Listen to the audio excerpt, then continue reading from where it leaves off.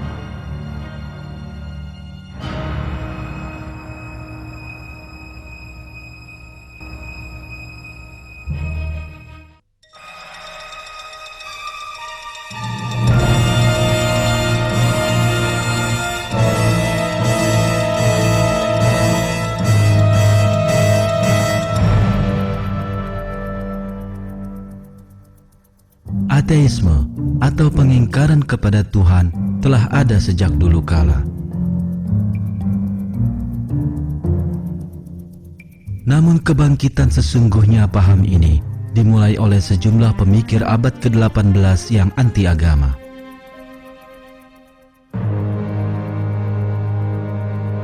Tokoh materialis seperti Denis Diderot, Baron de Holbach, dan David Hume menyatakan bahwa tidak ada keberadaan lain selain dunia materi.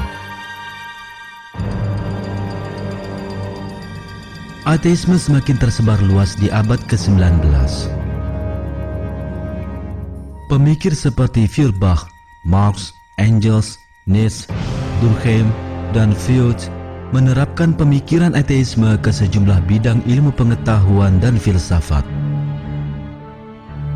Dukungan terbesar bagi ateisme datang dari Charles Darwin yang menolak penciptaan dan menggantinya dengan teori evolusi. Darwinisme memberikan penjelasan yang dianggap ilmiah atas pertanyaan yang tak terjawab selama berabad-abad oleh kaum ateis, yakni bagaimana makhluk hidup dan manusia muncul menjadi ada.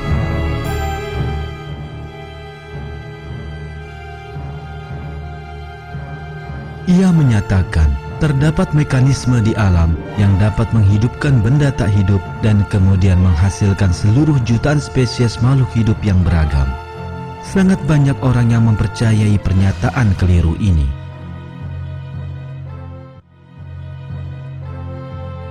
Hingga akhir abad ke-19, kaum ateis telah berhasil membangun suatu cara pandang yang mereka yakini dapat menjelaskan segala hal.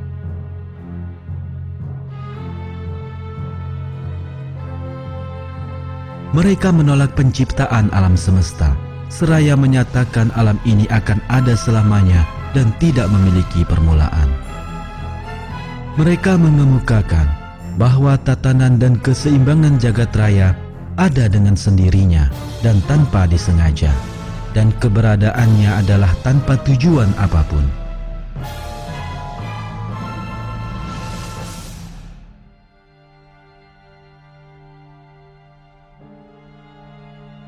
Mereka meyakini bahwa Darwinisme telah menjelaskan asal-usul manusia dan seluruh makhluk hidup.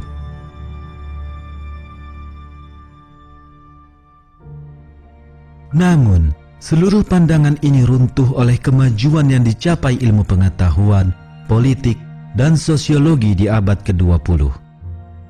Penemuan di banyak bidang, dari astronomi hingga biologi, dari psikologi hingga etika sosial, secara prinsip telah menjungkir balikan keyakinan yang mendasari ateisme.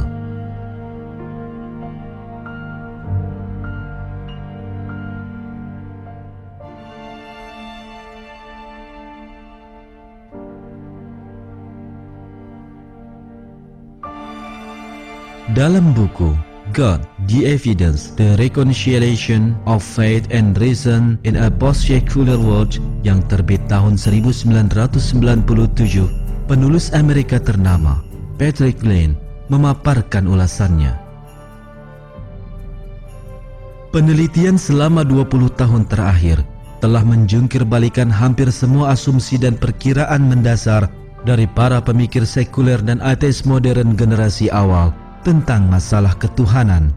Selama 1 abad perdebatan seru antara ilmu pengetahuan dan agama, keadaannya telah sama sekali berbalik. Saat ini, data yang ada mengarah kuat kepada hipotesis keberadaan Tuhan.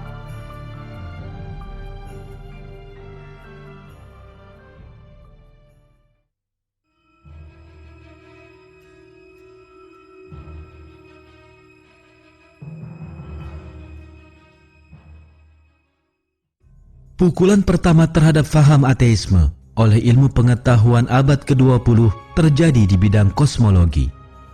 Keyakinan akan keberadaan jagat raya tanpa permulaan telah runtuh, dan bukti menunjukkan bahwa jagat raya ternyata memiliki permulaan, dengan kata lain telah diciptakan.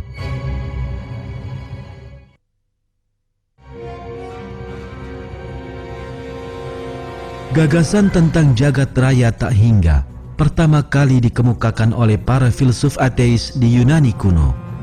Orang pertama yang mendukung gagasan tersebut di era baru adalah filsuf terkenal abad ke-18, Immanuel Kant.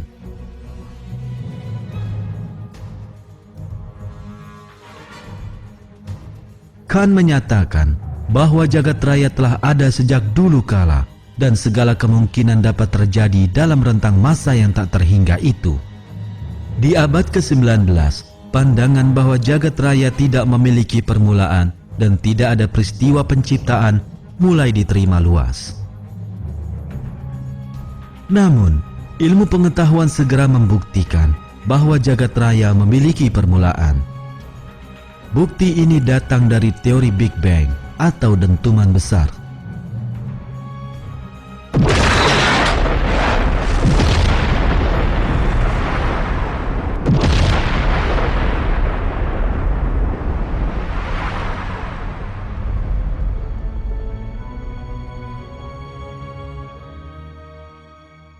Kebenaran teori Big Bang didukung oleh serangkaian penemuan.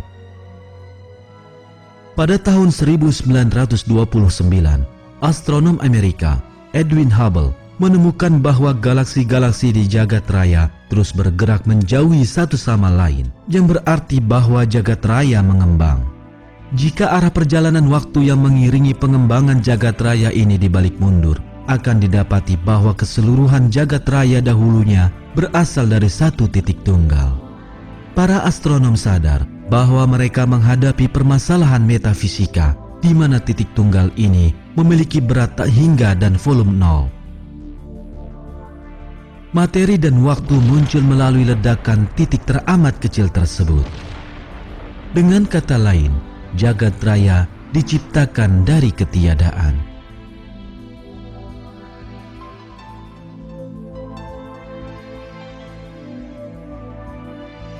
Meskipun meresahkan kalangan materialis, teori Big Bang malah semakin diperkuat oleh berbagai penemuan ilmiah.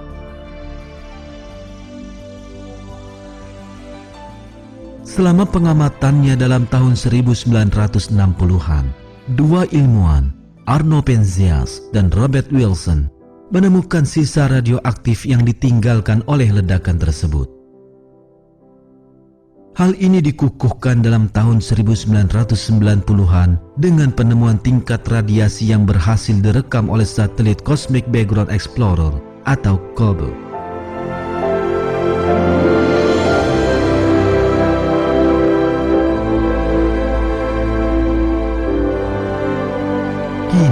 Kalangan ateis benar-benar terpojokkan oleh berbagai kesimpulan ilmiah ini. Satu contoh reaksi ateis terhadap teori Big Bang muncul dalam sebuah tulisan tahun 1989 oleh John Maddox, editor majalah Nature, salah satu majalah ilmiah materialis terkenal. Dalam tulisan berjudul Down with the Big Bang, Maddox menulis bahwa Big Bang secara filosofis tidak dapat diterima, sebab para pendukung penciptaan dan gagasan semisalnya mendapatkan pembenaran penuh melalui doktrin Big Bang. Ia juga meramalkan bahwa Big Bang tak mungkin bertahan dalam 10 tahun ke depan. Namun, meskipun pernyataan Maddox yang meyakinkan ini, teori Big Bang malah menjadi semakin kuat dan banyak lagi terjadi penemuan yang membenarkan penciptaan jagat raya. Fakta yang dicapai oleh astronomi modern adalah sebagai berikut. Materi dan waktu diciptakan menjadi ada oleh pencipta maha kuasa yang tidak terikat oleh keduanya. Pencipta jagat raya yang kita huni adalah Tuhan, penguasa seluruh alam.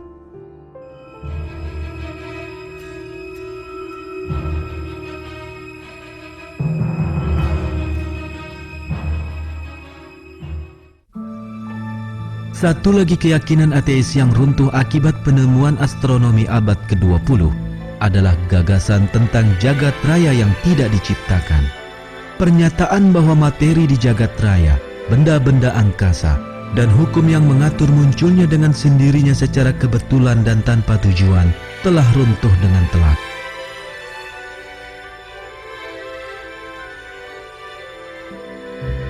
Pada tahun 1970-an, para ilmuwan untuk pertama kalinya sadar bahwa seluruh keseimbangan fisika di jagat raya telah dibangun dengan ketelitian dan ketepatan yang luar biasa demi kelangsungan hidup manusia. Penelitian yang semakin mendalam mengungkap bahwa hukum fisika, kimia, dan biologi di alam semesta, gaya fundamental seperti gravitasi dan elektromagnetisme, dan struktur unsur pembentuknya telah diciptakan dalam bentuk yang paling tepat bagi kehidupan manusia. Marilah kita pelajari beberapa contoh ini. Terdapat keseimbangan teramat peka pada kecepatan awal pengembangan jagat raya, yakni pada saat ledakan Big Bang. Menurut perhitungan para ilmuwan, jika kecepatan pengembangan ini memiliki selisih lebih dari 1/miliar-miliar dari angka sebenarnya, maka jagat raya ini akan runtuh sebelum pernah mencapai ukurannya yang sekarang, atau telah berhamburan ke segala penjuru tanpa pernah bergabung kembali. Dengan kata lain, bahwa sejak awal terbentuknya jagat raya, terdapat perhitungan maha rumit dengan tingkat ketelitian hingga 1/miliar-miliar. Ini sudah barang tentu bukan kebetulan. Gaya fisika seperti gravitasi dan elektromagnetisme semuanya berada pada kisaran angka yang tepat bagi terbentuknya suatu jagat raya yang tertata dan layak huni.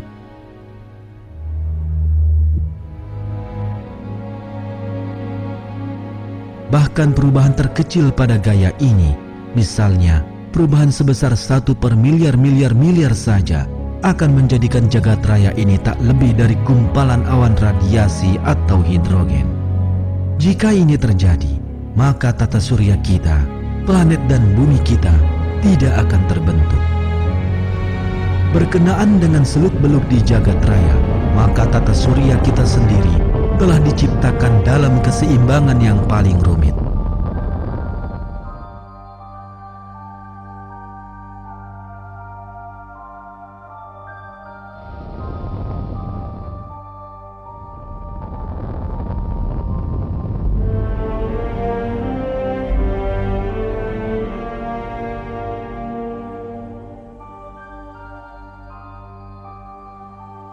Ukuran matahari, panjang gelombang sinarnya, dan jaraknya dari bumi, semuanya berada pada kisaran angka yang tepat guna menunjang kehidupan manusia. Penyimpangan sekecil apapun dari angka ini akan menghancurkan kehidupan di bumi seketika. Adanya atmosfer bumi berisikan gas-gas yang diperlukan bagi pernafasan atau medan magnet bumi yang benar-benar sesuai untuk kehidupan manusia hanyalah dua contoh keseimbangan sempurna ini.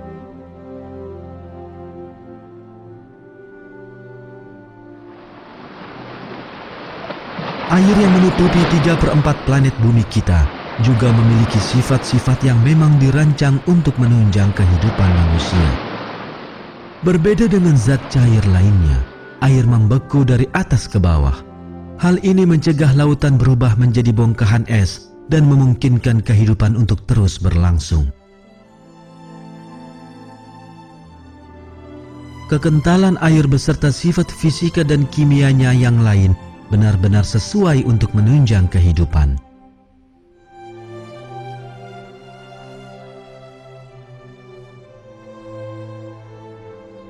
Beragam keseimbangan sempurna ini yang sebagiannya telah kita saksikan telah mengantarkan para ilmuwan pada suatu kesimpulan penting.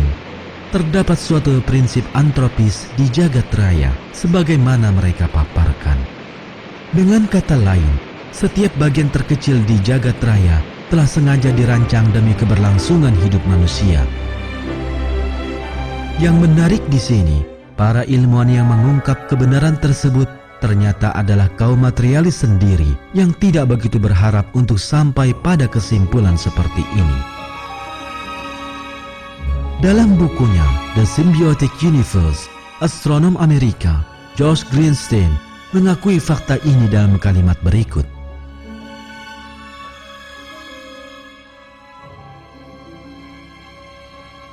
Ketika kita mengkaji semua bukti yang ada, pemikiran yang selalu muncul adalah bahwa kekuatan supernatural pasti terlibat. Apakah mungkin kita tiba-tiba saja, tanpa disengaja, mendapatkan bukti ilmiah bagi keberadaan suatu wujud maha agung?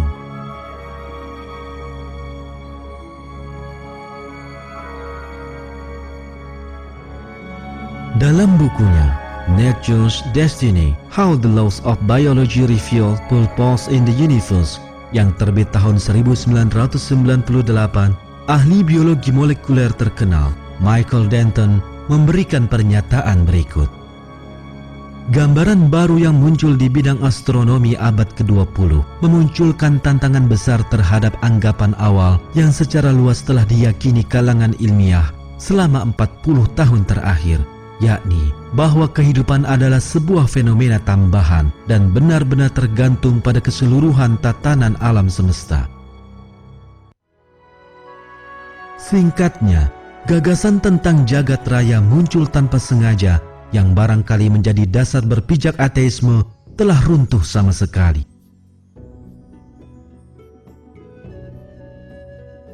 Hal ini telah diungkap dalam Al-Quran sekitar 1400 tahun yang lalu.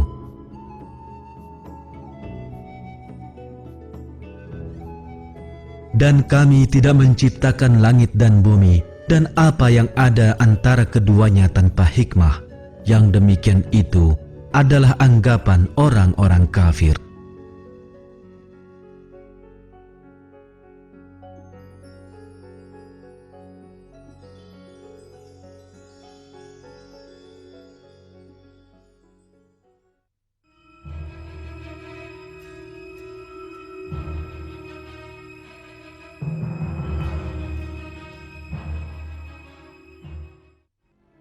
Dasar berpijak paling penting dari ateisme saat mencapai puncaknya di abad ke-19 adalah teori evolusi Darwin. Darwin mengemukakan bahwa asal-usul manusia dan seluruh makhluk hidup lainnya dapat dijelaskan melalui mekanisme alam yang terjadi dengan sendirinya tanpa disengaja. Dengan demikian, ia memberikan penjelasan keliru tentang asal-usul kehidupan yang tak mampu dijelaskan oleh kaum ateis selama ratusan tahun. Faktanya, kalangan ateis masa itu segera menganut teori Darwin. Diawali oleh Marx dan Engels, para pemikir ateis abad ke-19 melukiskan teori ini sebagai bagian paling inti dalam filsafat mereka. Namun, yang menjadi sandaran utama ateisme itu sendiri runtuh oleh berbagai penemuan ilmiah abad ke-20. Bukti yang dikemukakan berbagai cabang ilmu pengetahuan seperti paleontologi, biokimia, anatomi, dan genetika malah membantah pernyataan-pernyataan teori evolusi.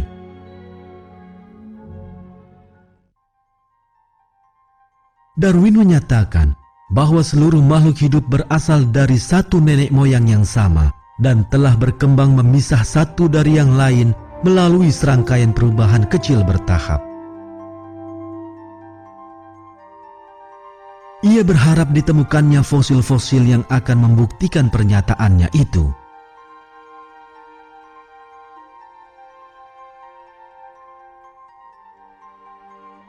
Tetapi, penelitian fosil sepanjang abad ke-20 menampilkan gambaran yang sama sekali berbeda.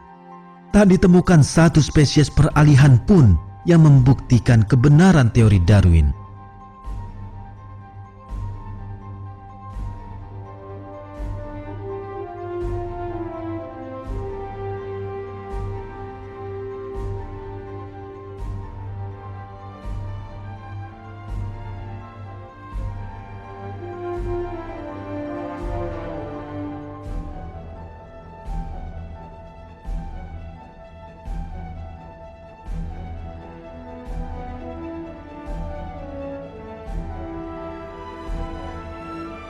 Misalnya, fenomena yang disebut ledakan Kambrium saja sudah cukup untuk melumatkan teori evolusi. Hampir semua kelompok utama di dunia hewan muncul secara bersamaan, seketika, dan tiba-tiba di zaman awal kehidupan. Makhluk hidup dari kelas yang sangat berbeda, seperti moluska, vertebrata, antropoda, dan echinodermata, dengan ciri fisik mereka yang sangat berbeda, muncul bersamaan secara serentak beserta organ dan sistem tubuh mereka yang sungguh teramat kompleks. Fakta yang ditemukan dalam catatan fosil ini meruntuhkan teori evolusi dan sebaliknya menjadi bukti penciptaan.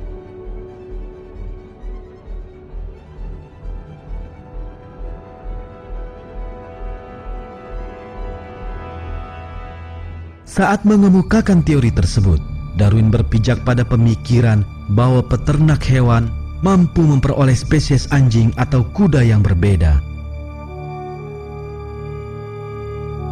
Ia menganggap perubahan yang tampak pada hewan-hewan tersebut juga dialami oleh seluruh makhluk hidup lainnya dan mengemukakan bahwa seluruh makhluk hidup berasal dari satu nenek moyang yang sama melalui cara ini. Namun, pernyataan ini dikemukakan berdasarkan keterbatasan ilmu pengetahuan abad ke-19 dan berbagai penemuan di abad ke-20 telah meruntuhkannya. Puluhan tahun pengamatan terhadap spesies hewan dan tumbuhan yang berbeda mengungkapkan bahwa variasi pada makhluk hidup tidak pernah melampaui batas genetik spesies.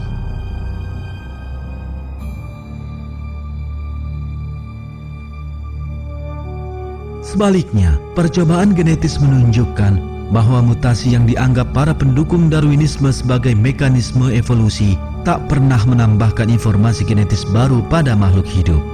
Sebaliknya, malah senantiasa berakibat merusak.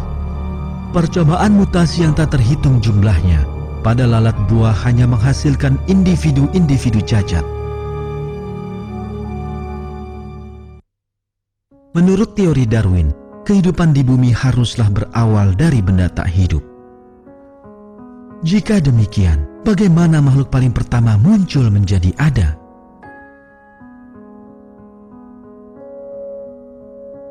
Darwin tak mampu menjelaskan hal ini dan merasa puas dengan menuliskan bahwa sel paling pertama dapat terbentuk dengan mudah di kolam kecil yang hangat.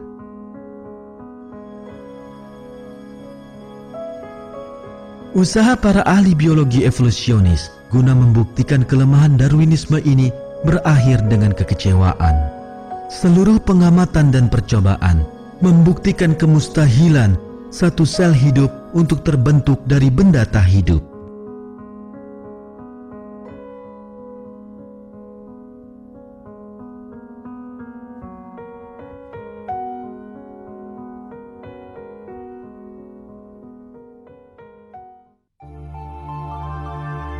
Para ilmuwan kemudian menemukan sesuatu yang lain di paruh kedua abad ke-20. Kehidupan, khususnya sel hidup beserta organel kompleks di dalamnya, ternyata dipenuhi desain teramat canggih.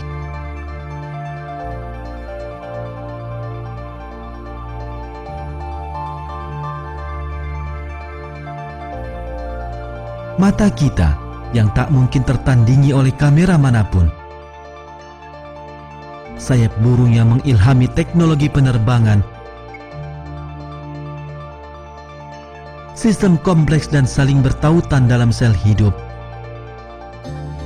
informasi luar biasa yang dikandung DNA, semua ini adalah contoh nyata keberadaan desain. Semua contoh ini benar-benar menggugurkan teori evolusi yang menganggap kehidupan sebagai hasil peristiwa kebetulan dan acak semata. Berbagai fakta ilmiah ini menjadikan Darwinisme terpojokkan hingga akhir abad ke-20. Para ilmuwan di banyak negara barat, khususnya Amerika Serikat, kini menolak Darwinisme dan memilih teori intelligent design atau perancangan cerdas. Alasannya adalah fakta-fakta ilmiah menunjukkan kehidupan muncul melalui perancangan dan bukan dengan sendirinya atau secara kebetulan. Singkatnya, ilmu pengetahuan sekali lagi memperkokoh fakta bahwa Tuhanlah yang menciptakan seluruh makhluk hidup.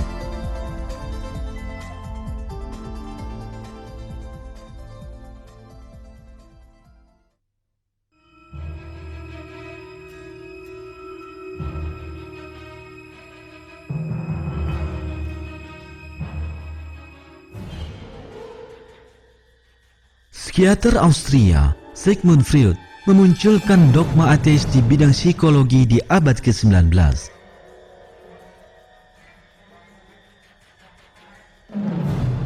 Freud mengemukakan teori psikologi yang menolak keberadaan ruh dan berusaha menjelaskan sisi kejiwaan manusia melalui dorongan seksual. Freud menyatakan dirinya mampu menjelaskan asal-usul permasalahan kejiwaan. Namun teorinya ternyata malah mendorong timbulnya permasalahan baru.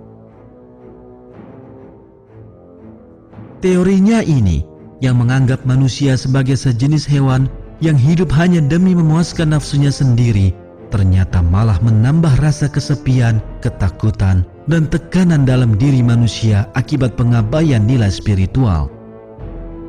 Gambar-gambar karya para seniman yang terpengaruh Freud melukiskan dunia gelap pemikiran ini.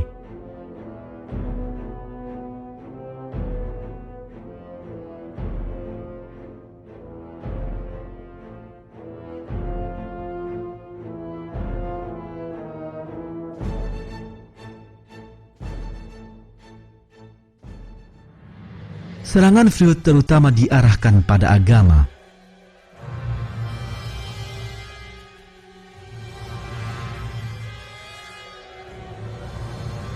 Dalam bukunya The Future of an Illusion yang terbit tahun 1927, ia menganggap keyakinan agama sebagai sejenis penyakit kejiwaan dan menyatakan keyakinan agama akan terhapuskan seiring berkembangnya manusia.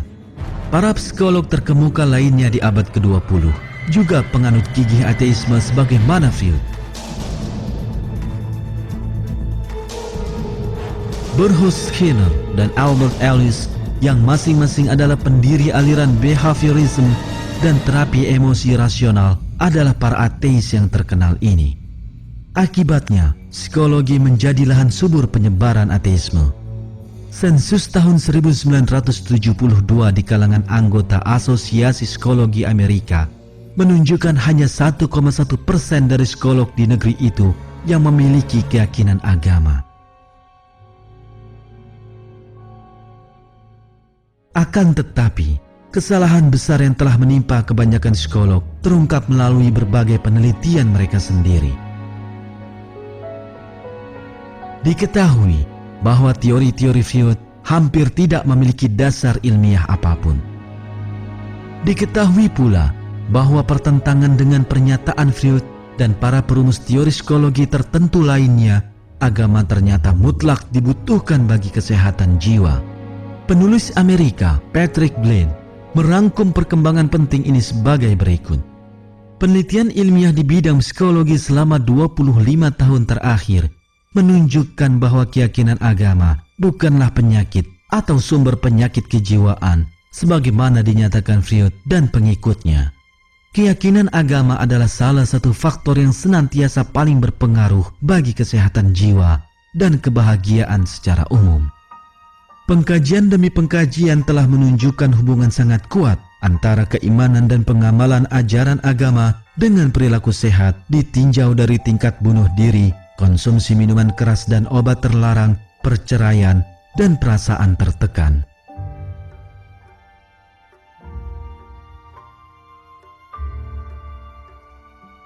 Dengan kata lain, ateisme menderita kehancuran telak di bidang psikologi.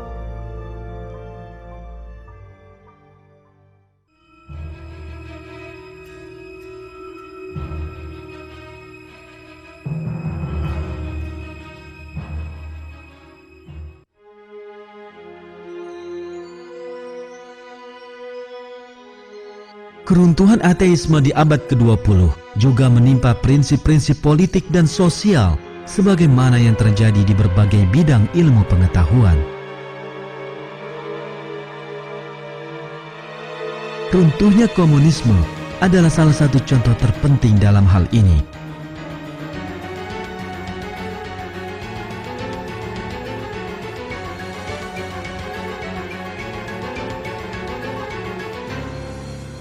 Komunisme adalah buah politik terbesar akibat pola pikir ateis abad ke-19. Para pendiri ideologi tersebut, Marx, Engels, Lenin, Trotsky, dan Mao, semuanya menganut ateisme sebagai pedoman paling mendasar mereka. Rejim komunis bercita-cita menyebarkan ateisme ke seluruh masyarakat dan menghancurkan keyakinan agama.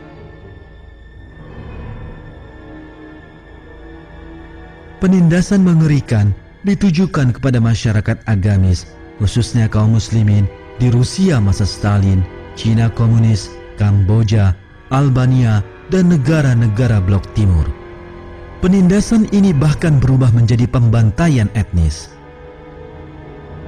Namun, sistem ateisme berdarah tersebut runtuh secara mengejutkan di akhir tahun 1980-an. Apa yang sebenarnya runtuh adalah paham ateisme itu sendiri. Berkenaan dengan masalah ini, penulis Amerika Patrick Glenn berkata, ketika para sejarawan mengkaji lebih dalam penyebab runtuhnya komunis, semakin jelas bahwa petinggi Soviet sendirilah yang tengah mengalami krisis keyakinan ateis. Setelah hidup di bawah ideologi ateis, sistem Soviet menderita kehancuran moral dahsyat dalam segala hal. Masyarakat, termasuk pejabat pemerintahannya, telah kehilangan rasa bermoral dan berpengharapan.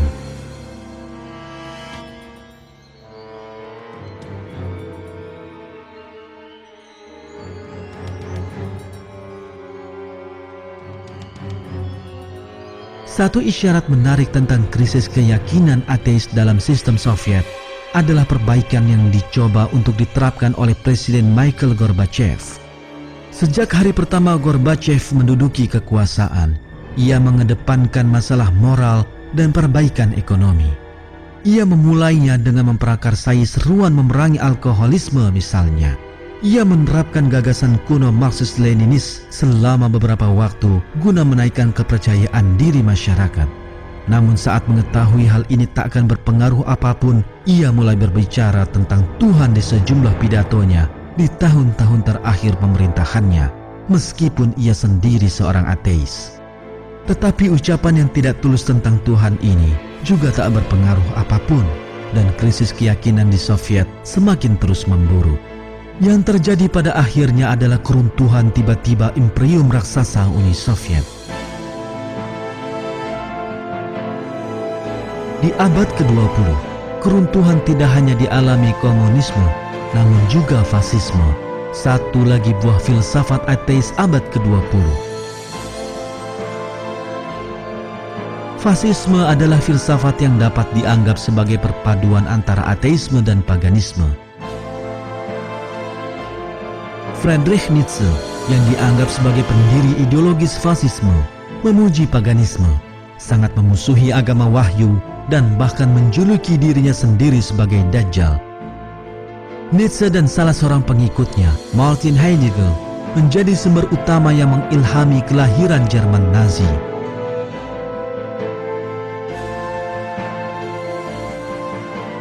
Filsafat ateis kedua pemikir ini yang sangat memuji kekerasan telah melahirkan kekejaman Jerman Nazi yang mengerikan.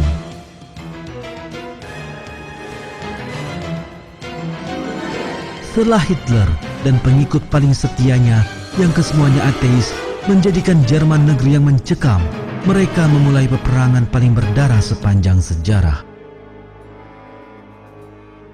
Pembantaian yang dikenal sebagai Perang Dunia Kedua itu telah merenggut nyawa 55 juta manusia. Masyarakat dari berbagai etnis seperti Yahudi, Gypsy, dan Slav yang tidak mau mengikuti ideologi Nazi, khususnya para pemuka agama, dimusnahkan di kamp-kamp konsentrasi yang didirikan Nazi selama masa perang.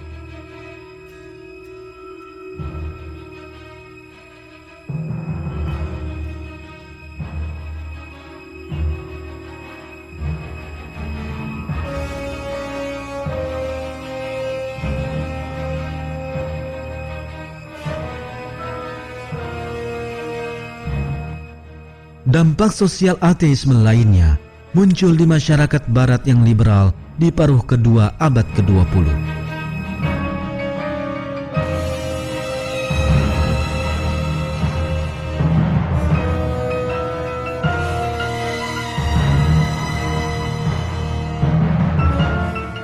Kaula muda barat yang dibesarkan dalam keluarga Kristen malah melibatkan diri dengan gerakan anti-agama di bawah pengaruh para ideolog ateis seperti Darwin, Marx, dan Freud.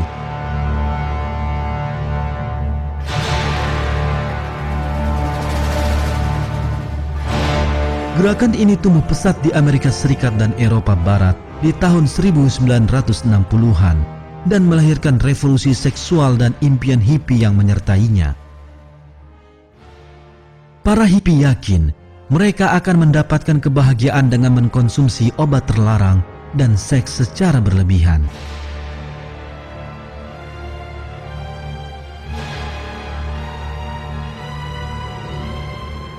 Muda-mudi yang membanjiri jalanan memenuhi panggilan syair lagu John Lennon berjudul Imagine, di mana ia berbicara tentang dunia tanpa negara dan juga tanpa agama ini sebenarnya tengah mengalami penipuan massal. Ternyata dunia tanpa agama malah membawa mereka pada akhir yang menyengsarakan. Para pemimpin hippie tahun 1960-an mati bunuh diri atau tewas setelah koma akibat pemakaian obat terlarang di awal tahun 1970-an. Kebanyakan kaum muda yang tercantum dalam daftar orang hilang di kantor polisi adalah para korban obat terlarang. Kaum muda yang sezaman tersebut yang melakukan kekerasan mendapati dirinya berhadapan dengan kekerasan pula. Generasi tahun 1968 yang berpaling dari Tuhan dan agama dan berharap menemukan kebahagiaan pada gagasan seperti revolusi atau cinta telah menghancurkan diri mereka sendiri dan masyarakat.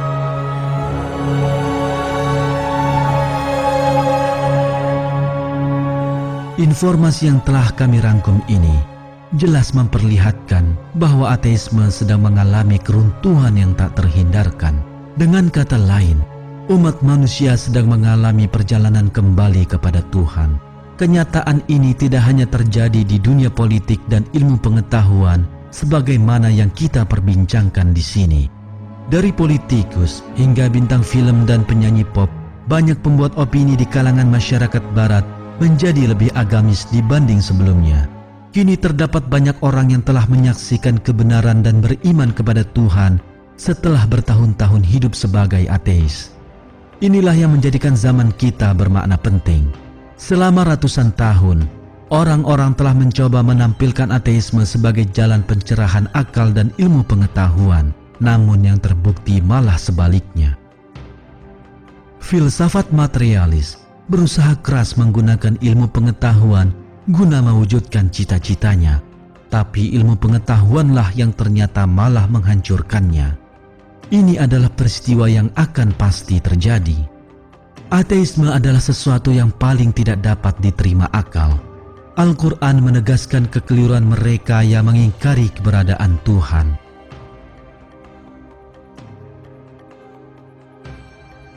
Mengapa kamu kafir kepada Allah, padahal kamu tadinya mati, lalu Allah menghidupkan kamu, kemudian kamu dimatikan dan dihidupkannya kembali, kemudian kepadanyalah kamu dikembalikan. Dialah Allah yang menjadikan segala yang ada di bumi untuk kamu, dan Dia berkehendak menuju langit, lalu dijadikannya 7 langit, dan Dia Maha mengetahui segala sesuatu.